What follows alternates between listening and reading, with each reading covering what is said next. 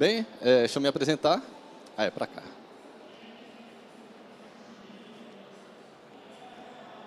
Aí. Sim, desculpa. Tá, obrigado. Desculpa, falha minha. Me chamo Adriano Leonês, eu sou professor de ciência e astronomia de formação. Eu tenho a graduação e o mestrado pela Universidade de Brasília e tenho uma especialização em ensino de astronomia pela Universidade Cruzeiro do Sul. Esse curso eu fiz à distância. Eu também faço parte do Clube de Astronomia de Brasília, estou nesse clube já há bons 12 anos, já tem um tempinho bom, uma longa estrada de caminhada. E eu tenho também aqui uma página no Instagram chamada Curta Astronomia, só com um A. Então, quem quiser ir lá na minha página curtir, agradeço bastante e vai ajudar também a divulgar o meu trabalho. Como é que é a minha jornada? Bom, durante 8 anos e meio, arredondando, eu trabalhei no Planetário de Brasília, que fica lá na capital, e aqui sou eu em atividade junto com o público escolar e também o público geral durante os eventos. A gente tem o nosso mascote chamado Sunwift, que é esse ET verdinho que vocês estão vendo. Esse nome não tem significado nenhum, mas é porque teve um evento lá em que a gente sorteou um livro para crianças que pudessem, por meio de um concurso de redação, escolher o nome dele. A criança que ganhou o concurso, escreveu a melhor redação, deu o nome de Sunwift para o nosso amigo ETzinho bem aí. E esse é um trabalho que eu faço de divulgação e ensino de astronomia desde os meus tempos da graduação. Isso lá no ano de 2009, que foi o Ano Internacional da Astronomia. Eu tive muita ajuda. Esse aqui é o professor Paulo Brito, ele foi o meu mestre. Ele me ajuda até hoje, já passado mais ou menos 14 anos, desde que eu o conheci. E esse foi uma visita que ele fez no Planetário de Brasília durante um evento que a gente faz lá, geralmente mês de dezembro, dia 2, que é o Dia da Astronomia. Aí, nessa data, a gente costuma fazer sessões na cúpula e a gente falava sobre o céu, falava sobre o sistema solar, entre outros muitos assuntos. Pois bem, só que eu sou um sujeito que sou nascido e criado nos anos 90. Então, aprender ciência, aprender astronomia, não foi uma coisa fácil, não foi uma coisa simples. Tem todo um trabalho de pesquisar livro, pesquisar enciclopédia. Eu não sei se alguns de vocês conhecem o que é uma enciclopédia mesmo, que talvez os mais novos não, mas talvez os jovens de 30 e poucos anos como eu já devem se lembrar bem. Bom, onde a gente aprende ciência? Revistas científicas, aqui a gente cita algumas, a Nature, a National Geographic, a Science.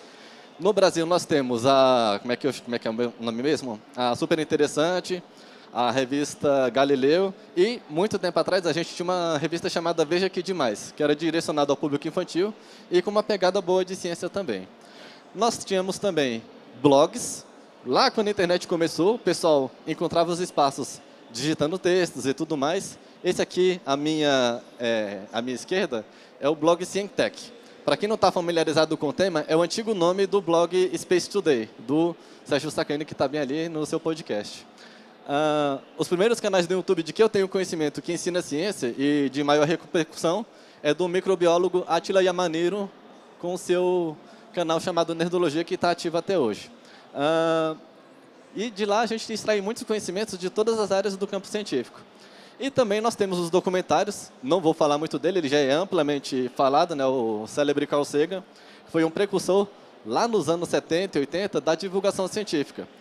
Ele falava, o Carl Sagan, uma coisa que não foi falada aqui, é que se precisa falar de ciência também no meio político, porque através disso, você atingindo o maior público, você também atinge a camada que toma as decisões no que diz respeito à sociedade, à educação, e com isso você faz com que esses recursos cheguem aonde precise.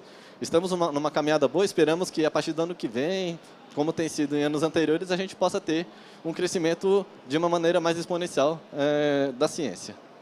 Bom, mas eu vim aqui falar sobre ciência, claro, mas eu também vim falar sobre a divulgação científica nos podcasts.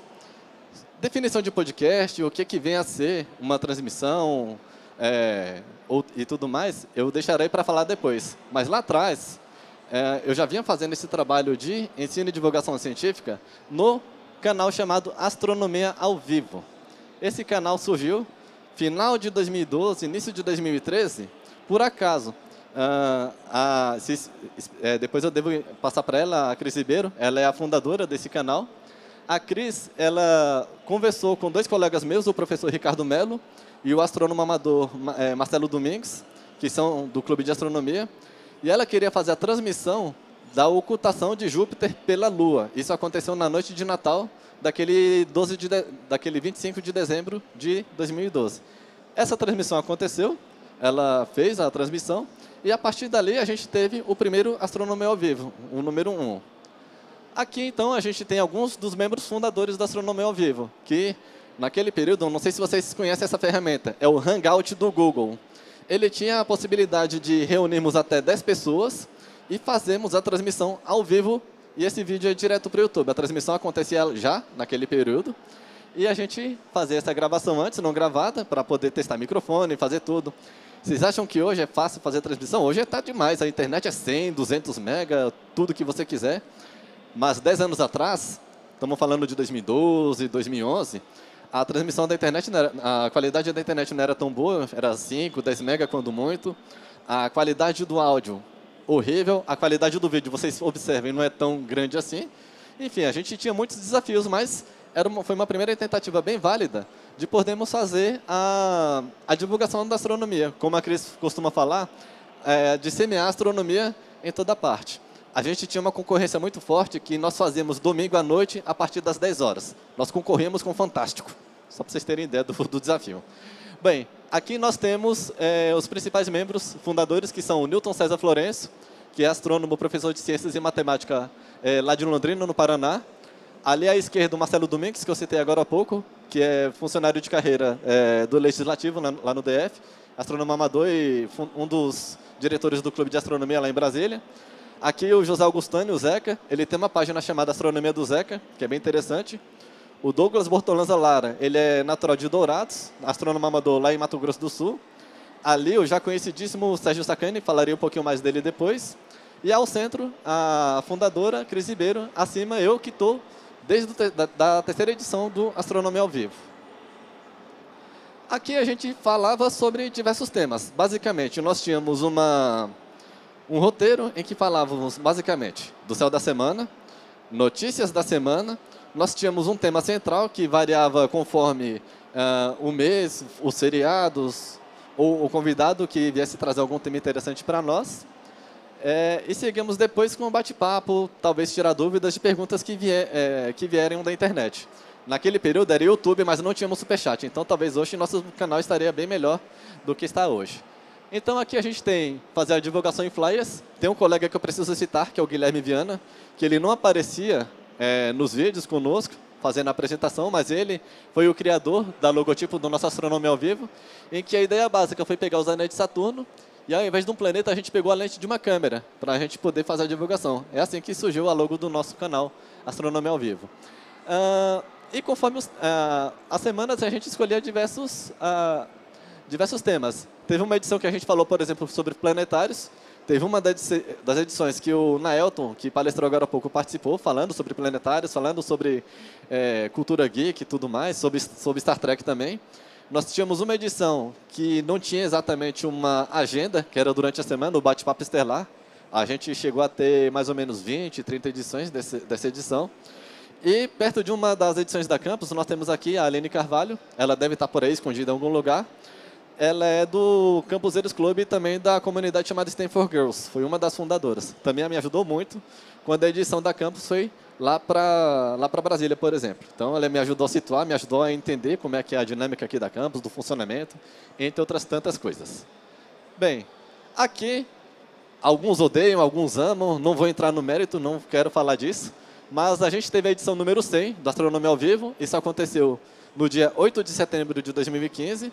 E aqui a gente convidou o Marcos Pontes para que pudéssemos fazer uma edição comemorativa. Então, foi uma transmissão que durou cerca de 3 horas e meia, em que esses nomes todos aqui que vocês estão vendo, Cristóvão Jacques, Salvador Nogueira, do Cídio Brás, o Naelton aqui presente já citado, o Ivan Glaucio, que é astrobiólogo, o Carlos Oliveira, que é um astrônomo lá de Portugal, o Mike Simmons também participou dessa edição, que é da fundação chamada Astrônomos Sem Fronteiras, o Michael Zozan, do Clube de Astronomia Edmond Halley, o Daniel Mendes, que é astrônomo do Rio de Janeiro. Enfim, essa turma toda e outros muitos participaram dessa edição, mas lembre-se, éramos somente 10 pessoas que estávamos participando ao mesmo tempo. Então, estrategicamente, a gente ocupava 10 vagas. O Marcelo Domingues, citado agora há pouco, ele entrava, segurava uma das vagas para que outros participantes, outros convidados pudessem fazer a sua participação durante esse programa aqui do Astronomia ao Vivo.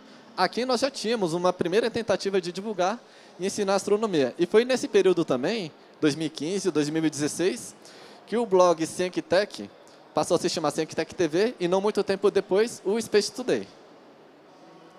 Mas aqui a gente tem outras instituições parceiras que nos ajudavam a divulgar e ensinar astronomia por aí, como é o caso do ScienceTech, Ciências Gerais, Astroblog, o Universo Racionalista, o Gaia, o Olho de Rapina, o CAE, o Mundo Ciência, o Blue Dot, já citado anteriormente. Enfim, essa galera toda colaborava conosco para poder formarmos e formatarmos as notícias e também poder fazer o trabalho de filtrar as informações que a gente passava no Astronomia ao Vivo.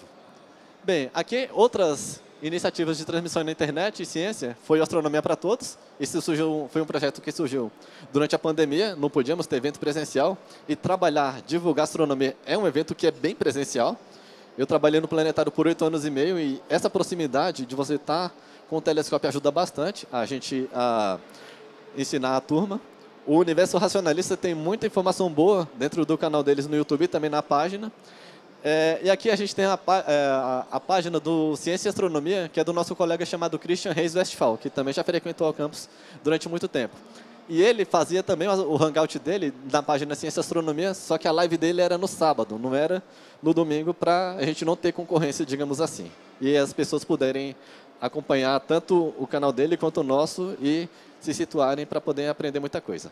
Bem, aqui eu falei sobre transmissões, falei sobre muito do YouTube, mas hoje a gente sabe, nós estamos conectados com o nosso celular, nós estamos conectados com o áudio que a gente escuta nos nossos ambientes, no nosso computador, a nossa mente trabalha a 1000 por hora. A gente aprendeu a se tornar multidisciplinar e também multi-interativo por causa das muitas plataformas que temos hoje para poder escutar conteúdos e acompanhar aquilo que é de nosso interesse. Bem, o que é um podcast? Um podcast, aqui eu vou abrir um pouquinho de espaço, eles são programas de áudio ou vídeo que podem ser baixados da internet ou reproduzidos em serviços de streaming.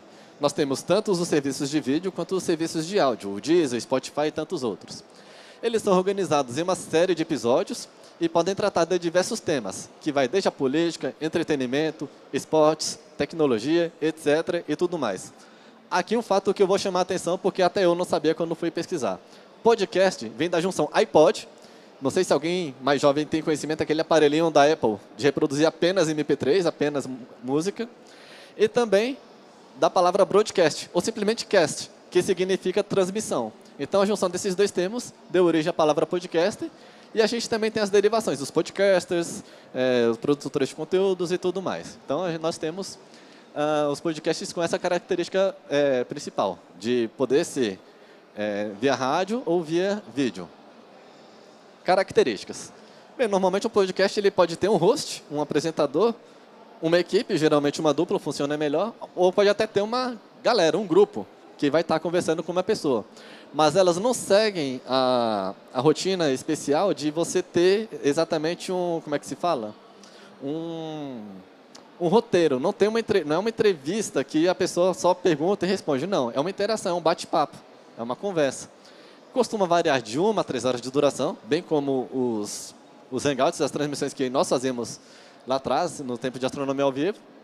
E pode levar bem mais tempo conforme o convidado com os eventos. Vou dar um exemplo simples. O podcast, o Ciência Sem Fim, que está ali sendo apresentado na bancada onde está o Sérgio Sacani, ele é uma transmissão especial, é uma transmissão contínua. Ontem, essa transmissão do dia 1 da Campus Party durou 5 horas e 23 minutos. Então, se a pessoa quisesse acompanhar via áudio ou assistir mesmo, podia ficar sentado bonitinho lá e acompanhar durante esse período todo.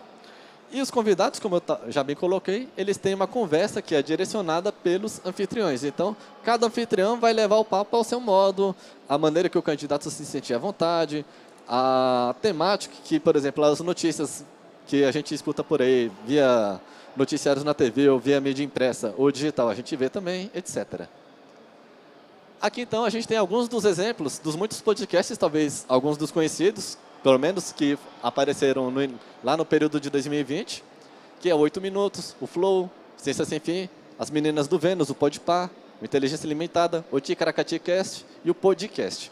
Esses aqui talvez sejam os mais conhecidos do grande público, porque eles foram os primeiros que talvez tenham se popularizado um pouco mais, tá ok? Pois é. Aí, a gente tem também... Bora, filho. Obrigado. Não é o único podcast, evidentemente. A gente tem essa turma toda aqui que faz podcast. Então, cada qual, quem quiser acompanhar o seu conteúdo, eu repito, vai de entretenimento, moda, política, ciência, tudo mais. Hoje é mais fácil nós encontrarmos podcasts mais nichados, voltados a públicos mais específicos, porque eles vão encontrar um espaço onde vão poder ver sobre esse tema. Aqui um precursor deles, nós temos aqui o Igor 3K.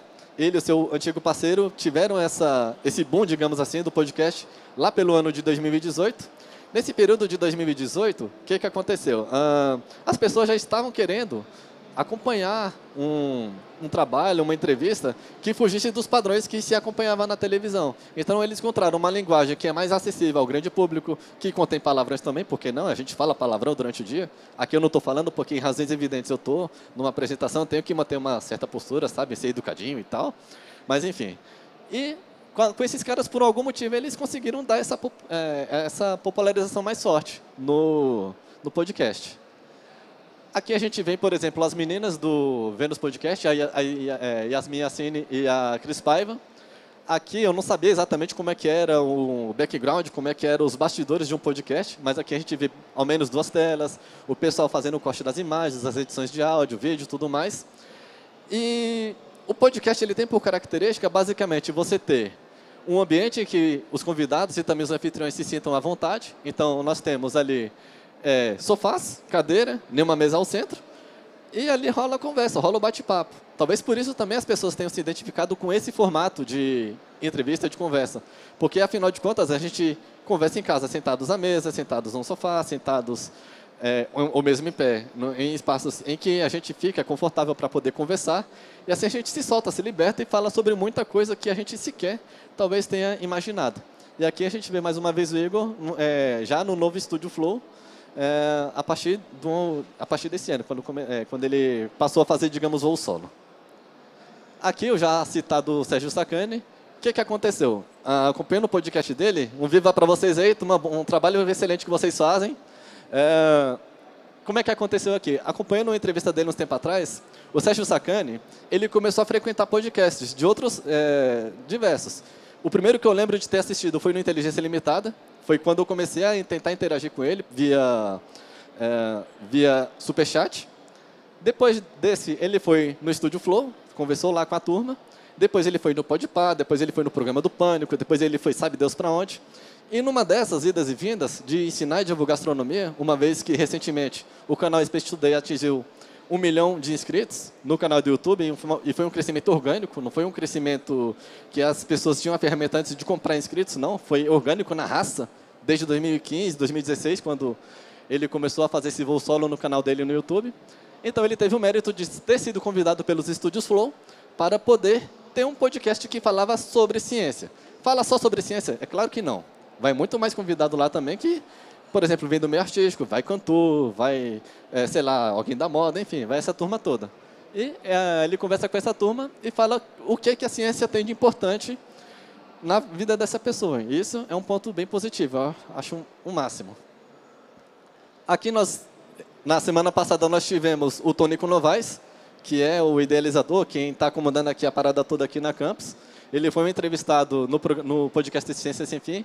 Esse aqui é o que o pessoal chama das ilustrações, né, que você pode adquirir via N99, tudo bonitinho. Ali, a logo do podcast do Ciência Sem Fim. E o Tonico, ele falou como é que ia ser a Campus, como é que ia rolar a coisa toda e tudo mais. Bem, o Space Today. Aqui eu repito, o Space Today, ele é hosteado pelo Sérgio Sacani. ele vem do ramo petroquímico, na verdade. Ele é geólogo de formação, mas já trabalha com ensino e divulgação da astronomia já tem um tempão. Quando eu achava que ele é astrônomo amador, divulga ciência, não à toa tem o maior canal de divulgação da astronomia no YouTube, mas ele é geólogo de formação e faz esse trabalho de excelência, divulgando a boa ciência e informação no YouTube, no seu canal, o Space Today. Aqui os primeiros flyers de divulgação dos convidados na agenda da semana. 2 a 3 grupos ou convidados que tem. Aqui alguns exemplos, a Lauf Marese e a Bonfaça, que são cientistas, Lucas Jimenez e Guilherme. Ali do lado nós temos o Luiz Eduardo, o Júlio Lobo, a Roberta Duarte, que é uma astrofísica, hoje também aparece em diversos podcasts.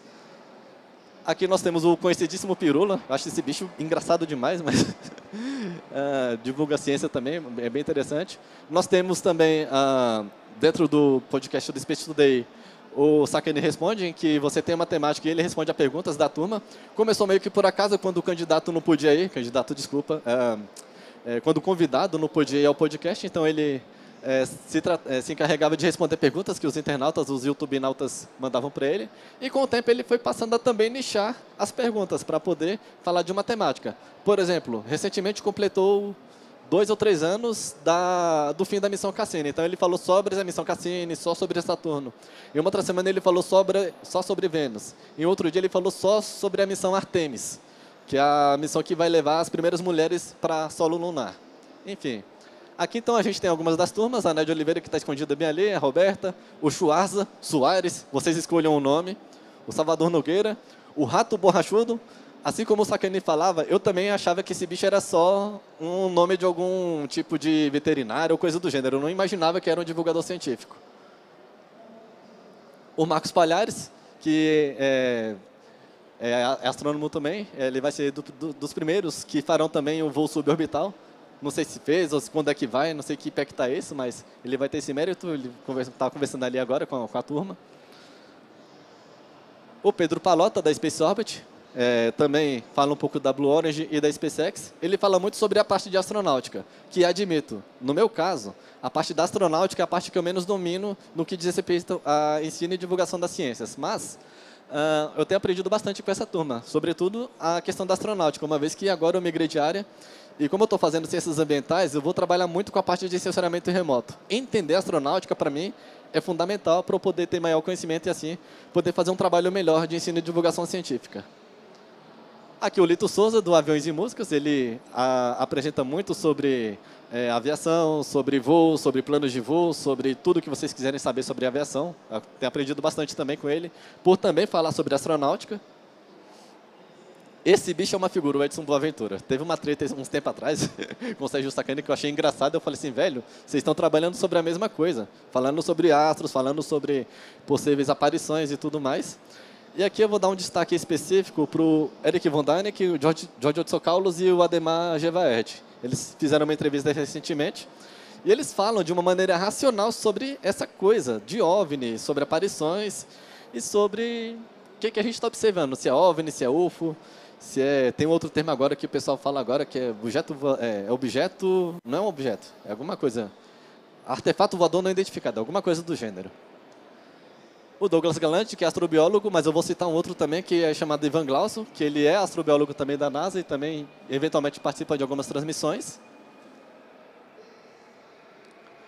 E aqui algumas das figuras interessantes. Nós temos aqui o professor Paulo Leme, professor da USP de Física e Astronomia, é um excelente profissional e tem diversas palestras no YouTube que vocês podem acompanhar depois. O conhecidíssimo fisicoturista, é interessante porque ele fala sobre as viagens dele para fora, sobre esse turismo e também sobre oportunidades que você pode ter para poder falar no exterior e etc. Nós temos também 2 caras que eu admiro bastante, que é o Iberê Tenório, do blog Manual do Mundo, e também sobre o Carlos Ruas, que é do... Como é que é o nome? Um Sábado Qualquer, a figura de Deus. Bem interessante.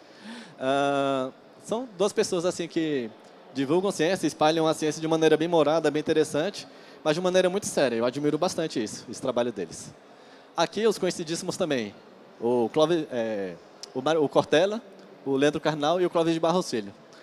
O Clóvis de Barros, eu acho interessante a fala dele sobre você gostar do que faz, estar presente aqui nesse momento de empolgação. E quando você acha a sua praia, você se sobressai, fala bastante e tudo. E ser um divulgador, ser um profissional da educação, da divulgação científica, é o que me move, o que faz com que eu respire, levante todo dia e vá fazer esse trabalho que hoje eu faço aqui a vocês. Bem, era isso que eu tinha a dizer para vocês. Aqui estão minhas redes. Me sigam no Instagram, Adriano Leonês. Ou ainda use o Facebook também por esse link. Podem me contatar por adrianoleonês@gmail.com. Bons céus a todos. Até breve. Obrigado. Perguntas?